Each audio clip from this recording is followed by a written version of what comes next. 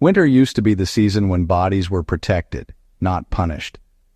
Long before electric blankets, memory foam, and central heating, folks woke up ready to work because their sleep followed a rule that respected cold, circulation, and joint recovery. This rule wasn't written down, marketed, or branded. It was practiced nightly in farmhouses, tenements, cabins, and boarding homes. Ignore it and you woke stiff, sore, and slow. Follow it and your body stayed loose, warm, and functional even in deep winter. That rule was simple but precise. Media group, feet in wool socks under blankets, person layering blankets from feet upward, close-up of feet in bed with thick socks, person tucking in feet with warm bedding and stock distribute equally, sleep warm from the feet upward, elevate and align the body, and let heat build gradually instead of trapping it suddenly. This wasn't comfort for comfort's sake. It was physical maintenance during a season that punished mistakes. They began winter sleep by protecting the feet and lower legs first.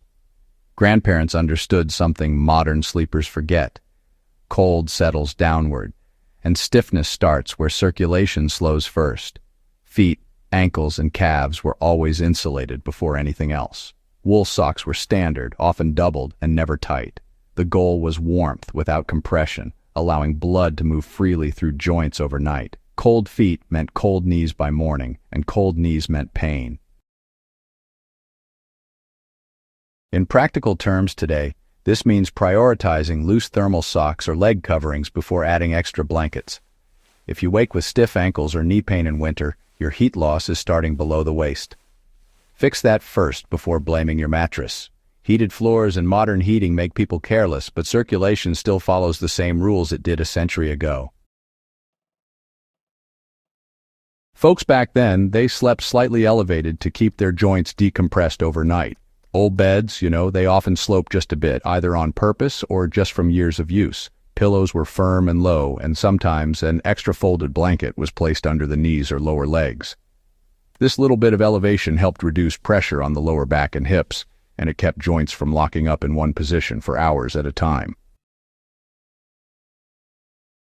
Now, this wasn't really about comfort. It was more about blood flow and alignment. Sleeping flat and rigid can actually make you stiffer, especially when it's cold and your muscles tend to contract more easily. By keeping a slight bend at the knees and hips, folks kept their joints alive overnight. You can actually use this same idea today, just by placing a folded blanket under your knees if you sleep on your back, or between your knees if you sleep on your side. Try to avoid thick pillows that push your neck forward.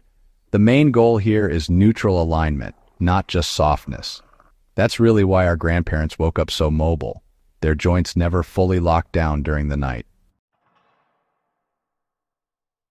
Back then, folks layered their bedding in a way that let heat rise up, not just get trapped.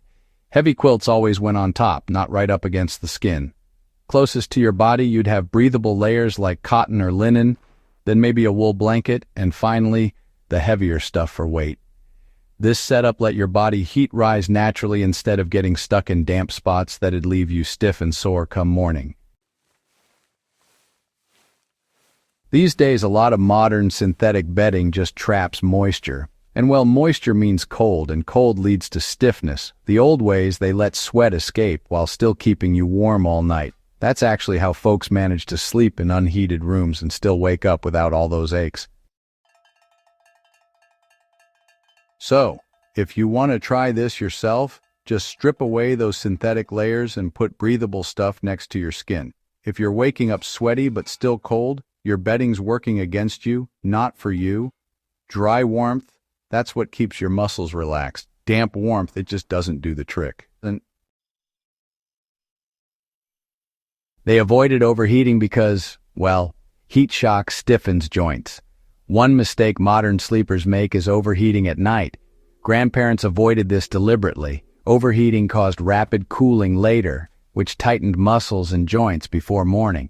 Instead, they aimed for steady warmth that built slowly through the night. Bedrooms were cool. Bedding did the work, not the air. This prevented inflammation and swelling in joints, especially in older bodies. Heat was controlled, not indulgent. Practically, this means keeping the room cool and letting blankets regulate warmth.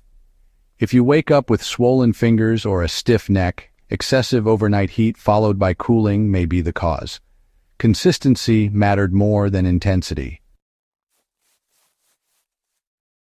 They followed a strict pre-sleep warming routine that prepared joints for rest. Before bed, movement mattered. Light stretching, slow walking, or just simple household tasks were done to warm joints before sleep. Going to bed cold was avoided, you know. Cold joints locked overnight and resisted movement in the morning.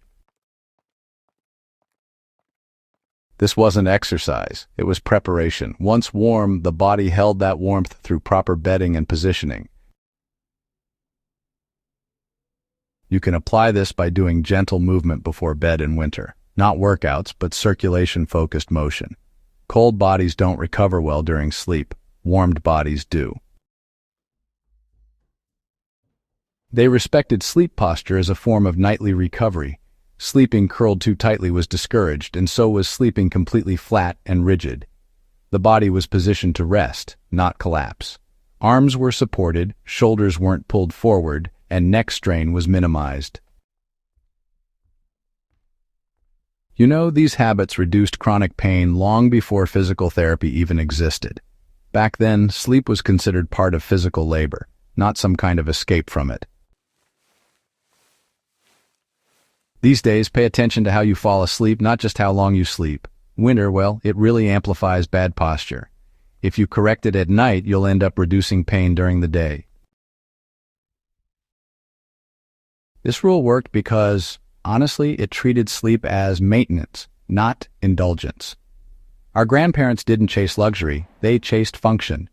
Winter sleep was all about preserving mobility so the next day could be endured. Warm feet, aligned joints, breathable heat, gradual warmth, and prepared muscles.